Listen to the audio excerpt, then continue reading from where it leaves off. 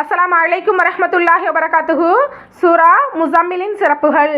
முஸம்மில் சூறாவை தொடர்ந்து ஓதி வந்தால் ஏராளமான பலன்கள் உண்டு.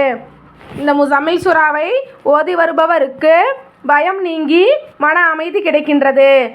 மேலும் செல்வத்தை இழுத்து வருகின்றது.